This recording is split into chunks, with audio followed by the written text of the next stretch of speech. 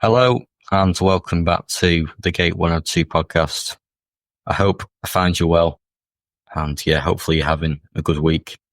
My last episode was a little bit different to my usual format as I talked about the squad Southgate selected for the 2018 World Cup. The reason I did that was because over the next few weeks I'll be talking about the World Cup games. But before I do that, I must talk about the warm-up fixtures that happened before England set off to Russia. The first of which was against Nigeria at Wembley, and that's the game I'll be talking about today.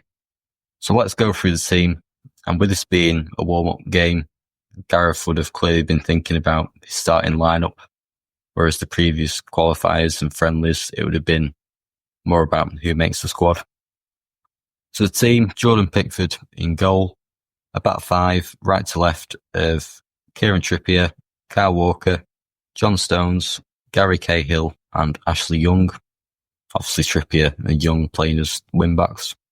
A midfield three of Eric Dyer as sort of the deeper midfielder, and then Dele Alli and Jesse Lingard higher up. And then a front two of Raheem Sterling and Harry Kane. And I think the thing that's really noticeable about the team that was selected for this game is that it's very close to the team that started that first game against Tunisia. In fact, if you replace Cahill and Dyer with Maguire and Jordan Henderson, you've got the starting lineup. So it clearly shows that Southgate had a good idea of what he wanted his starting 11 to be for that first game.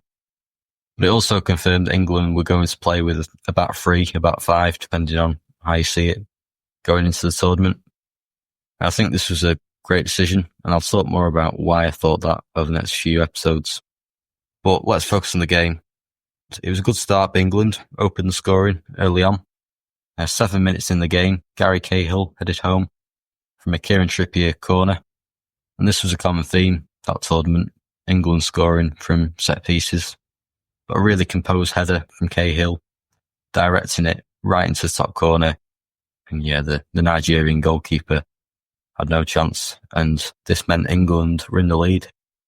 So a really encouraging start, and if I'm honest, they should have scored more in the following minutes after the opener. So many chances, with many players coming close to scoring. And England really should have scored more. But one thing that worked really well in the first half was the fluidity in England's midfield. We had Ali and Lingard basically drifting anywhere, and they were given free roles when in possession. And I thought this allowed England to be free and it allowed to be fluid and liquid football, as you say. It was really fun to watch. And another thing that impressed me was having runners in behind Harry Kane. We all know Kane likes to come deep. Therefore, you need runners in behind. And this is something we saw as you had Sterling doing that, as well as the attacking midfielders. And Young and Trippier as the wing-backs were practically wingers. They were so high up. And that's how England got the second goal. Eric Dyer gives the ball to Kane. Sterling then runs beyond Kane and plays a 1-2 with him. And then Kane strikes from the edge of the box and scores. And it clicked perfectly. And I think Southgate got a lot right in this tournament, but there's one thing he got absolutely spot on. It's that he managed to build his team around Kane, who was obviously England's biggest threat. And this was evident, especially in this game. And England was 2-0 up. Really encouraging first half, but if I'm honest, it should have been 4 or 5-0. We were so dominant. Sterling could have had a hat-trick. And Gareth would have wanted more of the same second half. But 2 minutes after the restart, Alex Iwobi scored. And this reduced the deficits to 2-1. And it really wasn't how England would have wanted to start the second half. And it felt like any momentum from the first half had gone, really. And then after Nigeria pulled one back, sort of 15 minutes following that goal, it was a bit of a struggle. Nigeria kept putting pressure on England, and it got a bit tense, it got a bit cagey, and you did wonder whether Nigeria were going to get an equaliser. But Gareth made a few subs midway through the first half, brought on Rashford, Loftus-Cheek, Danny Welbeck as well, and this sort of gave England control again, some fresh legs in the final third, and this worked quite well. And England didn't play great in the second half, but still managed to get the job done and see out the game. And yeah, managed to get the 2-1 win.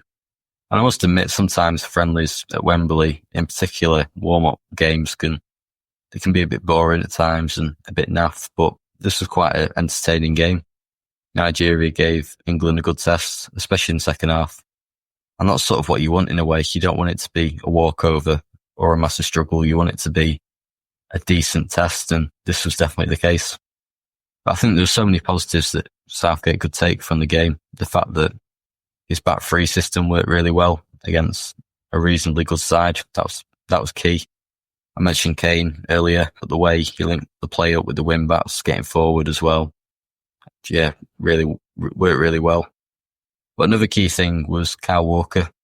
He was trusted as a right centre back, which he hadn't played many times before in an England shirt. But he did really well.